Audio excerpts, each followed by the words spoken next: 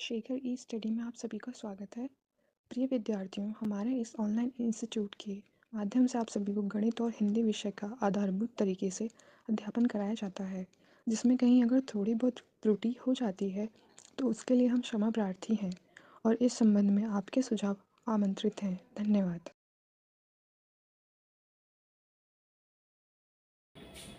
Hello दोस्तों, मैं शेखर स्वागत करता हूं आपका अपने YouTube चैनल शेखर ई स्टडी पॉइंट पर। दोस्तों, हम संख्या पद्धति का अध्ययन कर रहे थे, या आप कह सकते हैं कि आपके सिलेबस में अंक की क्षमता करके दिया है, इस टॉपिक का हम अध्ययन कर रहे थे। ठीक है, हम सुपर टेट 2026 को ध्यान में रखते हुए गणित के पाठ्यक्रम को देख रहे थे और कैसे प्रश्न किस किस तरीके के प्रश्न और कहाँ कहाँ से पूछे जाते हैं, उन सारी चीजों को हमने अध्ययन करना शुरू किया था। ठीक है, उसी क्रम में आज पार्ट 10वां होगा।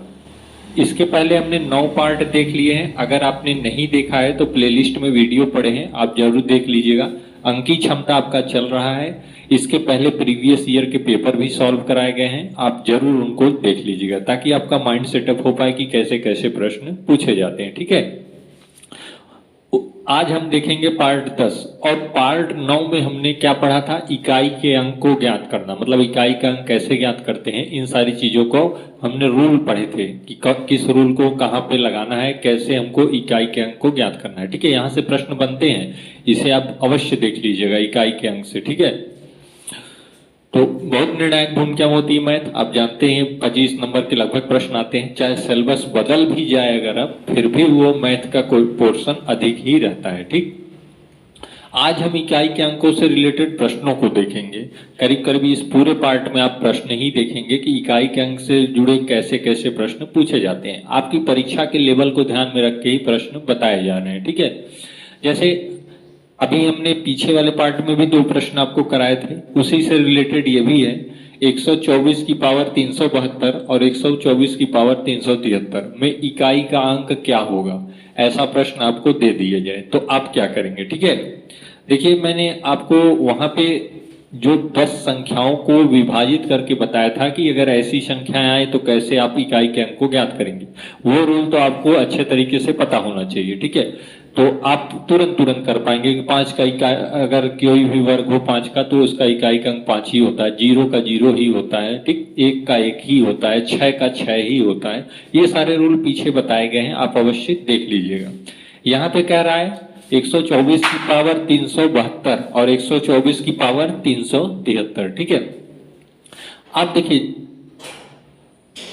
देखिए हमने जो 4 का रूल आपको बताया था कि 4 का जो रूल होता है वह चौथे भाग में स्वयं को दोहराता है। मतलब ये 4 में 1 का वर्ग 4 होता है, 4 में 2 का वर्ग, लास्ट में इकाई का अंक 6 होगा, 4 में 3 का क्यूब करेंगे तो लास्ट में फिर 4 आएगा, फिर 4 में 4 का करेंगे तो फिर 6 आएगा। मतलब 4 6 4 6 ऐसे क्रम चलता जाएगा। ठीक है, या आप कह सकते हैं कि 4 के बाद फिर वही चीज रिपीट होने लगेगा, या आप यह कह सकते हैं कि 2 के बाद भी वही चीज क्या हो रही है, रिपीट हो रही है। ये सारी चीजें आपको बताई गई हैं इसके जस्ट पहले के पार्ट में। तो आपने देखा क्या कि 4 का जो विषम गुण होता है वर्ग, उसमें वही 4 आता है, लेकिन सम में 6 आता है, फिर विषम में 4, फिर सम में 6, यह क्रम चलता रहेगा। अगर 4 का वर्ग विषम है तो इकाई का अंक 4 ही आता है, अगर 4 का वर्ग सम है तो इकाई का अंक 6 आता है। ठीक है, तो इस तरीके से आप सॉल्व करेंगे। हालांकि यह भी तरीका है, और एक तरीका यह भी जानते रहिए, अगर इकाई वर्ग में बड़ी संख्या दी हो, ठीक है, तो हमेशा लास्ट के 2 डिजिट से 4 का भाग दे देते हैं। ठीक है, लास्ट के अगर 2 डिजिट से अधिक हो तो अंत के 2 संख्याएं जो हैं, जैसे 72 में क्या करेंगे, 4 से भाग दे देंगे। ठीक है, 4 1 में 4, 3 7 32 आया, 4 8 में 32, यहाँ क्या आ गया 32, मतलब पूरा कट गया, शेषफल आ गया 0। मैंने बताया था तरीका, भाग देंगे अगर शेषफल शून्य आ जाए, अगर शेषफल शून्य आ जाता है तो इसको आप लिख सकते हैं 124 की पावर शून्य, लेकिन शून्य का यहां मतलब क्या होता है, शून्य का मतलब 4 से होता है। ठीक है, शून्य यहाँ पे शून्य नहीं लिखा जाता, भले आप भाग दिए शून्य आ गया। देखिए आप समझ नहीं पाए होंगे तो एक बार और बता दूं मैं, 372 में आपको क्या करना था, 4 से भाग देना था। मैंने बताया था जब घात बड़ी हो तो 4 से भाग दे देते हैं, चाहे वो कोई रूल फॉलो करता हो या न करता हो, ठीक है। वैसे 4 का तो रूल मैंने आपको बताया था कि ये दूसरे क्रम के बाद फिर अपने आप को दोहराता जाता है। अगर आपको रूल भी लगाते तो भी आता।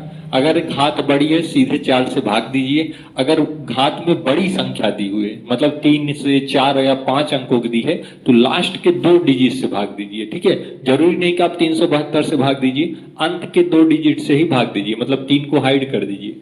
तो भाग देंगे क्या आएगा, 4 1 में 4 जाएगा, 3 आएगा, 4 8 में 32। यहाँ पे क्या आ गया, पूरा कट गया। और मैंने बताया था जो शेषफल बचता है उसी को लिखा जाता है घात में। तो शेषफल क्या बचा, शून्य। शून्य को हमने घात पे लिख दिया। लेकिन यह रूल होता है जब भी शून्य आए तो वहां पे 4 माना जाता है, ठीक है। क्यों माना जाता है कि यह जो घात के रूप में संख्याएं होती हैं, ठीक है, 0 से लेके 9 तक, मतलब कुल 10, वो हर एक संख्या अपने चौथे क्रम के बाद दोहराती है, ठीक है। भले आपको देखने में लगे कि दूसरे क्रम पे भी दोहराई हो रही है, लेकिन चौथे क्रम पे हर संख्या को एक समान रूप से माना जाता है कि चाहे वो 6 हो, चाहे 5 हो, चाहे 1 हो, वो अपने चौथे क्रम के बाद दोहराती है। इसलिए 0 के स्थान पे 4 लिखा जाता है चौथे क्रम के बराबर। तो यहाँ शेषफल तो शून्य है, लेकिन हमने 0 न लिख के क्या लिख दिया, 4 लिख दिया। क्या लिख दिया, 4, ठीक है। इसमें भाग दीजिए, तो इसमें देखिए 373 है, चाहे आप 373 में 4 से भाग दें या केवल 73 में दें, ठीक है। तो यहां 72 में दिया था, अब यहां 73 में दे दीजिए। 4 1 में 4, 3 बचा, 4 8 में 32, 1 बचा। यहां देखिए 1 शेषफल बच रहा है, तो इसी शेषफल को आप यहां पे लिख दीजिएगा, 1 को, ठीक। अब देखिए, अब हमको ऐसा नहीं करना है कि 124 का 4 बार गुणा करना है, केवल इकाई का अंक में, चूंकि हमें इकाई का अंक ज्ञात करना है तो केवल इकाई का अंक लेना है। 4 का 4 बार गुणा करेंगे तो क्या आएगा, 4 4 में 16, इकाई का अंक में चलिएगा, ये नहीं कि 16 में फिर 4 का करिए।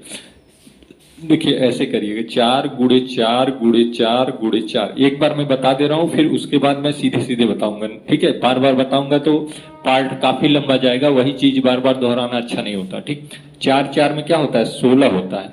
लेकिन अब 16 में 4 करना गुणा करके 6 में केवल इकाई का अंक, हमेशा इकाई का अंक, ठीक है। 6 में 4 का गुणा करिए, 6 4 में 24, फिर यहाँ 24 आया, लेकिन 24 छोड़ दिए, 4 को पकड़िए, फिर 4 में 4 क्या, 16। तो 16 में भी इकाई को पकड़िए, क्या है, 6 है। तो आप लिख सकते हैं 124 की पावर 4 में इकाई का अंक क्या आएगा, 6 आएगा। कैसे आएगा, मैंने यहाँ पे बताया। केवल 124 में 4 के अंक को वर्ग 4 घाते 4 के रूप में हमने सॉल्व किया, उसमें भी हमने केवल इकाई के अंकों का ही गुणा किया, इसलिए लास्ट में आया अंक भी इकाई का अंक ही हम मान के 6 लिखेंगे, ठीक है। तो यहाँ पे आप लिख सकते हैं 124 की पावर 4 में इकाई का अंक क्या है, 6, ठीक। उसी प्रकार से इसको देख लीजिए, 124 की पावर 1, इसमें भी केवल क्या करेंगे, इस 4 की गणना करेंगे। 4 की पावर 1 मतलब 4, 6 और 4 क्या हो गया, 10 हो गया। अब 10 आ गया, पूछा है इकाई का अंक, इकाई का अंक क्या होगा, शून्य होगा। यही शून्य क्या होगा, आंसर होगा। मतलब इस पूरे समीकरण में इकाई का अंक क्या होगा, शून्य होगा, ठीक है। अगर न समझ में आए तो आप फिर कमेंट करिएगा, मैं उस कमेंट में भी टैग करके बता दूंगा, ठीक। हालांकि देखिए जो प्रक्रिया होती है उसको मैंने आपको बता दिया, हमेशा ध्यान दीजिएगा। अब जैसे 372 है, ठीक है, मान लीजिए 1372 होता है इसी पावर में, तो हमेशा आप लास्ट के 2 डिजिट से ही भाग देंगे। ऐसा नहीं कि 4 से भाग देने लगे, पूरे संख्या का, पूरे संख्या का देंगे तो भी वही आएगा इकाई का अंक, लास्ट डिजिट से देंगे तो भी वही अंक आएगा, लास्ट की 2 डिजिट से, ठीक है। इन सब चीजों को ध्यान में रखिएगा। ये आपका समझ में आया, इकाई का अंक शून्य, ठीक। अब देखिए ये वाला 433 गुणे 456 गुणे 443 n, देखिए एक संख्या इसमें छूटी हुई है, उसको बता रहा है n के रूप में, का इकाई अंक n+2 है, तो n का मान बताइए, ठीक है। अब देखिए इसमें तो अगर ये संख्या होती, मान लीजिए यहाँ पे 2 ही होता, तो आप क्या करते, सीधे सीधे 3 गुणे 6 गुणे 2, 6 3 में 18, 18 2 में 36, 36 आता, इकाई का अंक क्या हो जाता, 6 हो जाता, यही आंसर हो जाता, ठीक है। अगर यहाँ पे कोई संख्या होती तो, संख्या नहीं है, n दे दिया, अब आपको कंफ्यूज कर दिया, ठीक है। कैसे लगाएंगे, का इकाई अंक n+2 है तो n का मान बताइए। ऐसे प्रश्नों को विकल्प की सहायता से लगाते हैं। आप देखिए n का मान पूछा है तो n के चार मान विकल्प में दिए हैं, 1, 2, 3 और 4। मतलब इन्हीं चारों में से कोई एक मान हो सकता है n का, ठीक है, आपको वही बताना है।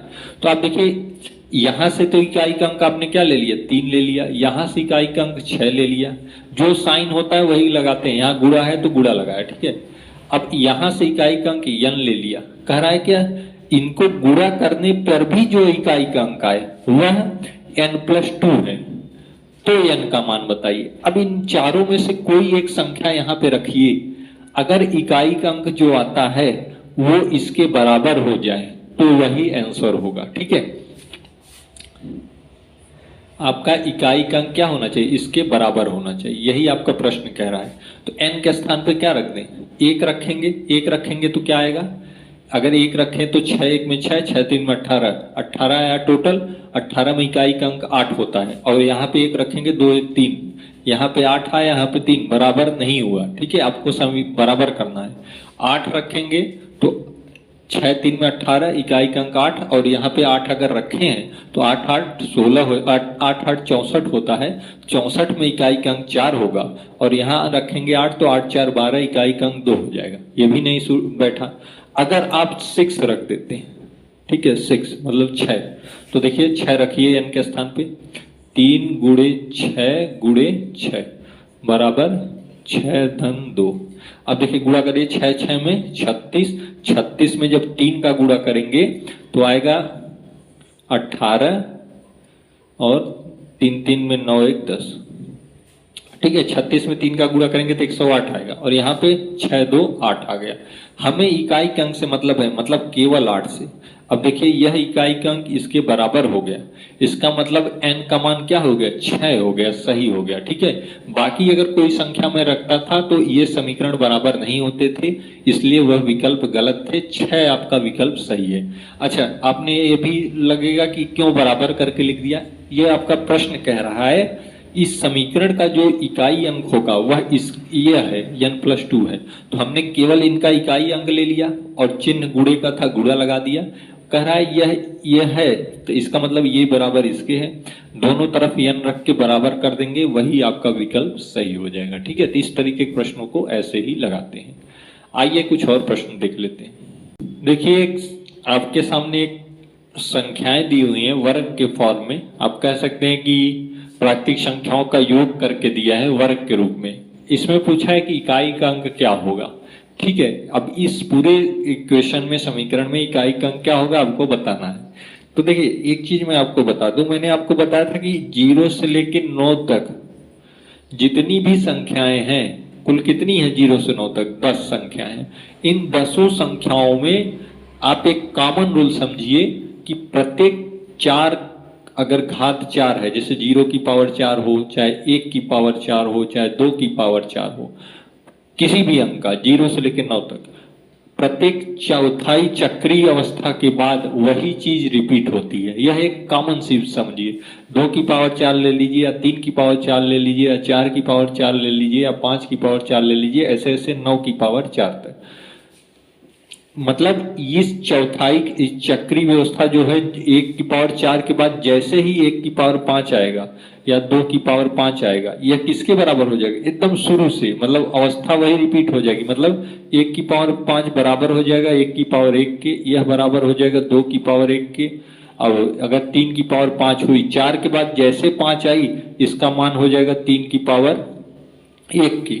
मान नहीं होगा, मतलब इकाई का अंक क्या हो जाएगा, इसी के जो 3 की पावर 1 का इकाई का अंक होगा वही 3 की पावर 5 का होगा, जो 2 की पावर 1 का होगा वही 2 की पावर 5 का होगा, जो 1 की पावर 1 का होगा वही 1 की पावर 5 का होगा। अगर ऐसे मैं कहूं 9 की पावर 5, तो 9 की पावर 5 का इकाई का अंक वही होगा जो 9 की पावर 1 का होगा, क्योंकि प्रत्येक चौथाई गुणनफल के बाद वही चीज घात के रूप में जो होती है इकाई का अंक को रिपीट कर देती है, ठीक है। तो उम्मीद करता हूं ये चीज समझ में आया होगा। आपको यह देखना है कि पावर 4 तक तो बदल सकती है, लेकिन पावर 4 के बाद जब पावर 5 आएगा, 6 आएगा, 7 आएगा, 8 आएगा, 8 तक, तो वो 5 से लेके 8 तक वही चीज इकाई का अंक आएगा जो 1 से लेके 4 तक है। ठीक है, तो आप समझ सकते हैं, मैंने इसको पहले भी बताया है, इसके पहले के पार्ट में भी आपको बताया है। ठीक है, उसी चीज को यहाँ पे फॉलो करना है आपको। 1 की पावर 5 है, चाहे तो आप इसे ऐसे भी सॉल्व कर सकते हैं कि 2 की पावर 5 में इकाई का अंक निकालिए, 3 की पावर 5 में मतलब 3 का 5 बार गुणा करके इकाई का अंक निकालिए। आपको केवल इकाई का अंक देखना है। ठीक है, उसी तरीके से करना है। मैंने कहा 1 की पावर 5 हो तो उसका इकाई का अंक 1 की पावर 1 के बराबर होगा, तो 1 की पावर 1 का इकाई का अंक क्या होगा? 1 ही होगा। 2 की पावर 5 है, इसका जो इकाई का अंक होगा वह 2 की पावर 1 के बराबर होगा।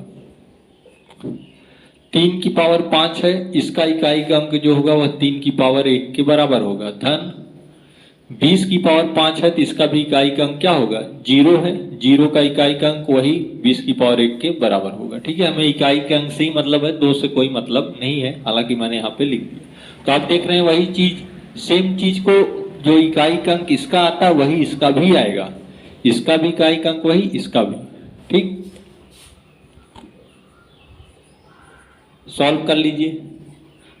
1 + 2 + 3 प्लस मान लीजिए 4 तक लिख दें, 20 तक आपको जाना है। अब देखिए 1 से लेके 20 तक संख्याएं हैं, आप कह सकते हैं कि प्रथम 20 प्राकृतिक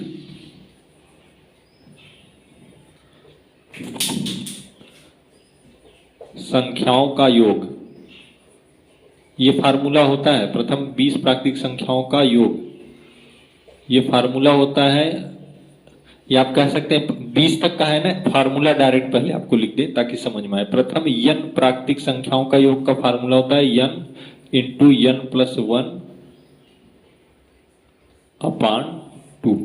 ये आपको रूल याद करने हैं। ठीक है, प्रथम n प्राकृतिक संख्याओं का योग का ये रूल होता है। आपकी देखिए 1 से लेके 20 तक दी है, मतलब आप कह सकते हैं प्रथम 20 प्राकृतिक संख्याओं का। अब n की जगह अगर आप 20 लिख दें तो कह सकते हैं कि प्रथम 20 प्राकृतिक संख्याओं का योग, तो n के बराबर आपने क्या माना? 20 माना, तो यहां भी रखिए 20 धन 1/2 हो जाएगा 20 × 21/2।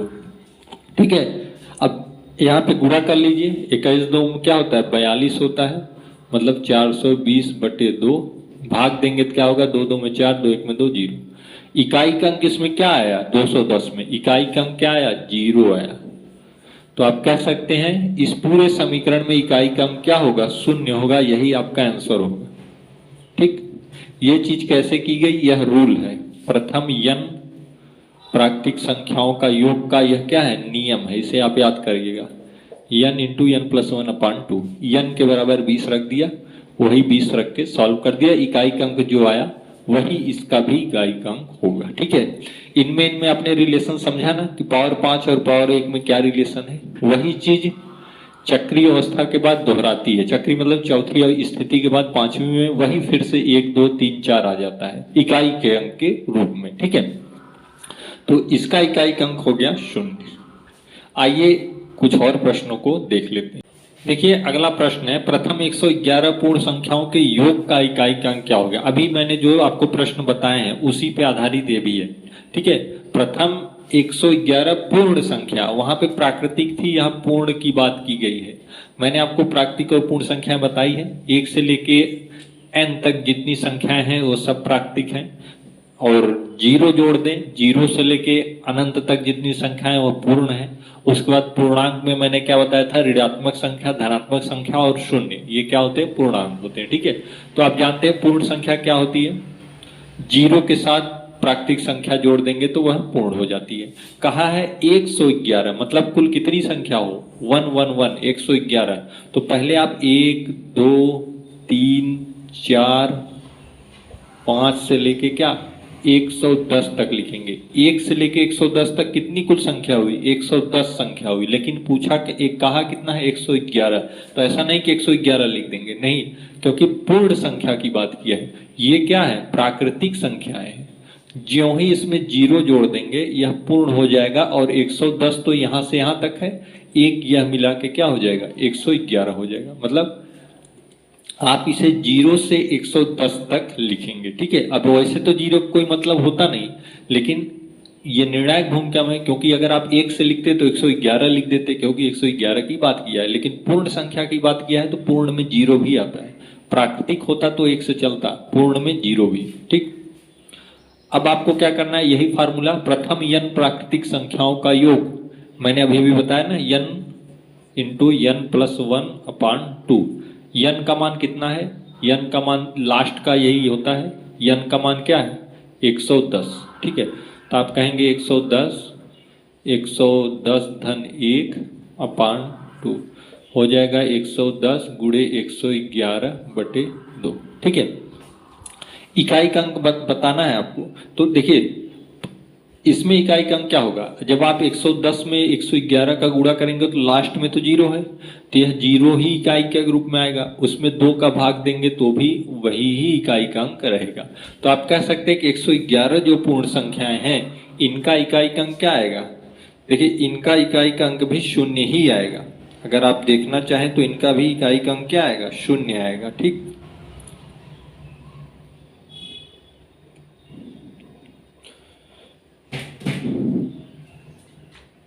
लेकिन देखिए एक चीज ध्यान दीजिएगा, यहां पे मिस्टेक हो सकती है अगर आप ऐसे कर दें तो, क्योंकि आगे डिजिट है और भाग में 2 है, ठीक है, भाग में क्या है 2 है, तो अगर 100, अब यहां से आप इसको काट देंगे तभी 2 हटेगा, अगर जीरो ले लेंगे तो वो इनफाइनाइट हो जाएगा, ठीक है।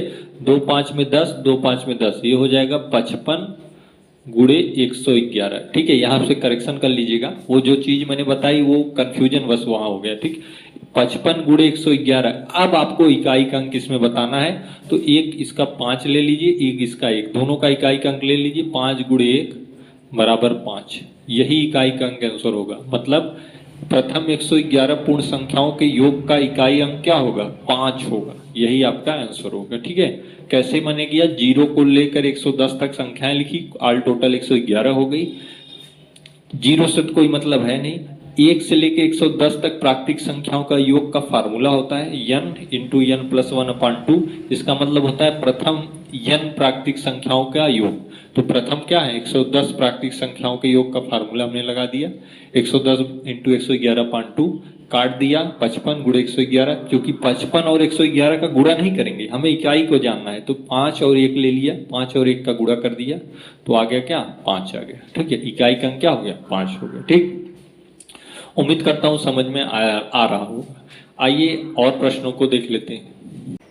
देखिए एक प्रश्न दिया हुआ है, यदि इस समीकरण का इकाई का अंक 2 हो तो इस स्टार के स्थान पे कौन सा अंक आएगा। यहाँ पे देखिए स्टार लगा हुआ है, सारी देखिए 3 डिजिट की पूर्ण संख्या ये भी है, लेकिन यहाँ पे पूरी संख्या नहीं लिखी गई, 2 संख्या, तीसरा अंक हिडन है, छुपा हुआ है, ठीक है। यहाँ भी 3 अंकों की संख्या पूछ रहा है, इकाई का अंक अगर इन सबका इकाई का अंक 2 हो तो स्टार के स्थान पे कौन सी ये चारों में से संख्याएं आएंगी, ठीक है। तो सबका इकाई का अंक लिखिए, सारी संख्याओं का इकाई का अंक लिखिए। इसमें इकाई का अंक क्या है 9 है, इसमें क्या है 6 है, इसमें क्या है स्टार है, इसमें क्या है 4 है। तो लिखिए आप 9 गुणे 6 गुणे स्टार है, ये स्टार गुणे 4, कह रहा है कि इकाई का अंक क्या है 2 आए, जो गुणा करने पे संख्या है उसमें इकाई का अंक क्या आना चाहिए 2 आना चाहिए, मतलब लास्ट डिजिट क्या होना चाहिए 2 होनी चाहिए। तो गुणा करिए, 9 6 54 होता है, 6 9 में 54, इकाई का अंक क्या आ गया 4 आ गया। और इसके बाद 54 में 4 का गुणा करिए तो इकाई का अंक क्या आ जाएगा, केवल इकाई से ही गुणा करना, 4 4 में 16, मतलब इकाई का अंक क्या आ गया 6 आ गया। लेकिन बचा क्या है स्टार, हमने इसका गुणा किया 54 आया, इकाई का अंक ले लिया 4, हमें इकाई का अंक से ही मतलब है। अब इस 4 का गुणा इस बचे 4 में किया तो 16 आएगा, इकाई का अंक से हमें मतलब है 6, ठीक है। हमने क्या ले लिया 6 ले लिया, बचा क्या है स्टार, 6 गुणे स्टार बराबर क्या है 2 आना चाहिए, ठीक है। तो अब देखिए कैसे करेंगे, 6 में ऐसी कौन सी संख्या का गुणा कर दें कि इकाई के स्थान पे 2 आए, वह संख्या इनमें से होनी चाहिए। तो आप जानते हैं 6 में अगर 2 का गुणा कर देंगे तो 6 2 में क्या होगा, 12 होगा। इकाई का अंक क्या है, 2 है, यही देखिए इसके बराबर हो जाएगा। तो किसका गुणा किया आपने, 2 का किया, तो कौन सा विकल्प सही है, ए सही है। स्टार के स्थान पे कौन सी संख्या आएगी, 2 आएगी। ठीक है, उम्मीद करता हूं समझ में आया होगा। बहुत साधारण सा प्रश्न है, इकाई के अंकों का आपस में गुणा करना है। सारे इकाई के अंकों को हमने यहाँ पे लिख दिया, स्टार है यहाँ पे, स्टार लिख दिया। इकाई का अंक 2 आना है, मतलब इन सारे को गुणा करेंगे तो जो संख्या आएगी उसमें अंत का जो दाहिना अंक पहला होगा, मतलब इकाई का अंक वह 2 होगा। अब फिर इनका गुणा करिए तो 9 6 में 54, इकाई का अंक 4, 4 4 16, इकाई का अंक 6, बचा है स्टार, 6 और स्टार बराबर इकाई का अंक 2। ठीक है, अब देखिए अब कौन सी संख्या रखें विकल्प से, तो 2 रख दिया, 2 रख दिया। देखिए इकाई का अंक 2 यहाँ भी हो गया, यहाँ भी, यहाँ पहले से ही आता आ रहा है, तो बराबर हो गया। अर्थात हमें क्या करना है, विकल्प ए सही कर देना है। तो ऐसे प्रश्नों को ऐसे ही सॉल्व करते हैं। ऐसा नहीं कि आप पूरी संख्याओं का गुणा करने लगे तो बहुत समय चला जाएगा, आएगा वैसे भी, लेकिन कोई मतलब नहीं, क्योंकि आपको इकाई का अंक पूछा जा रहा है। ठीक है, तो लगभग 5-6 क्वेश्चन हमने आपको इस पार्ट में बताए। चूंकि ये क्वेश्चन थोड़े से लेंदी हैं, आपको समझना आवश्यक है। अगर आप समझेंगे, अभ्यास करेंगे तो आसानी से सॉल्व कर पाएंगे। ठीक है, तो आज के पार्ट में फिलहाल इतना ही, मिलते हैं कल पार्ट में कुछ और अधिक प्रश्नों के साथ।